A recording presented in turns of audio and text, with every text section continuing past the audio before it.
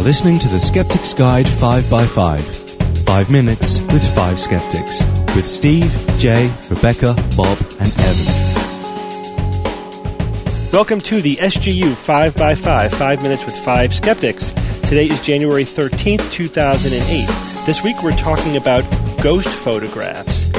Recently, the SGU was challenged with an anomalous photograph, and we did a little bit of investigation. Bob, can you tell us about that? Yeah, I found an email asking us to look at a couple pictures that this guy Brian took. That actually, his 8-year-old son took them. He said he has no associations with any paranormal circles and doesn't want to be associated with them. So I instantly liked this guy. So he sent us the pictures. Essentially, he gave us 2 pictures. One, a close-up of Brian's face with a rope light streaking across the entire photograph, a green light, a little bit squiggly. The second picture was another picture of Brian driving with a somewhat lighter colored, thinner rope light squiggling around on the driver's side window. So immediately I realized that this must have been some type of long exposure effect that caused this. We each came up with a bunch of different reasons why it probably was a long exposure. One of the crucial ones I came up with, I realized that digital pictures have metadata that tells you the state the camera was in.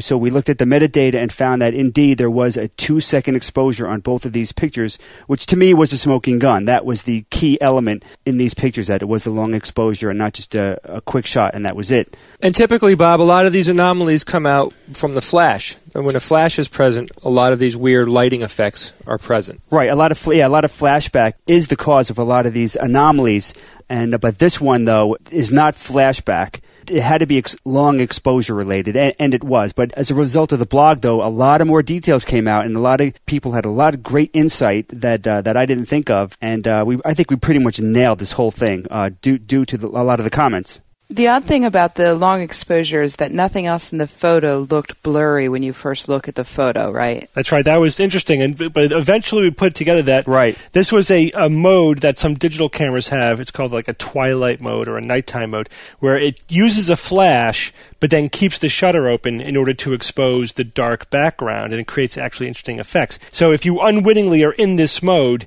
you'll take a flash picture, which does keep everything sharp and in focus and not blurred, and then you get the 2-second exposure, and as you move the camera around, you get these streaks of light going around the film. So that creates this sort of 2 images on top of each other, one unblurred and then blurred light sources, whatever's in the view. And the funny thing about it is that when we saw that it was a 2-second exposure, we all thought, well, why is this guy writing into us and lying about not staging this photo? But it didn't make sense at all, because he seemed like a perfectly normal and nice guy. And so happily, it turns out that he is, in fact, a perfectly normal and nice guy who was not lying to us. And then the clincher was that Mike actually duplicated the picture almost identically. It's fantastic what he produced. Now, what do you think if he brought these pictures to a ghost society, any ghost society? Could you imagine the feedback he would have gotten from them? Ghosts left and right. Well, actually, I looked on, just search for ghost photos, and of the first few that came up, many of them had these exact types of artifacts presented as ghost photographs. What are they? They were ghost lights? They presented them as streaks, actually. Streaks was the term that was streaks. used. And they have all the features, the beading effect, multiple lights that are tracking with each other, so obviously due to the movement of the camera itself. So they're just not aware of this artifact. They obviously didn't look too hard. It took us about a day to sort it out, and they're just presenting them gullibly as ghost photographs. Maybe we should forward these photographs to Joe Nickel and get his opinion, because if there's anyone's opinion I respect the most when it comes to these things, it would be Joe Nickel. Well, we could certainly make them aware of this, but I think that we've totally nailed this mystery. I don't think there's anything left really to explain about it. Yeah, I think the important thing is that now we've got that out there, that this is a new artifact that's happening, and we're probably going to see a lot more ghost photos like this coming up now that this is out there. Right. So add this to the list of artifacts that idiots mistake as ghosts.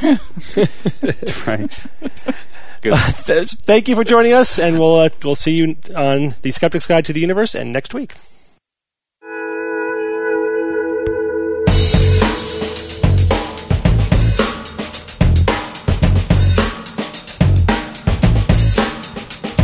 SGU 5x5 is a companion podcast to The Skeptics Guide to the Universe, a weekly science podcast brought to you by the New England Skeptical Society in association with Skepchick.org. For more information on this and other episodes, visit our website at www.theskepticsguide.org. Music is provided by Jake Wilson.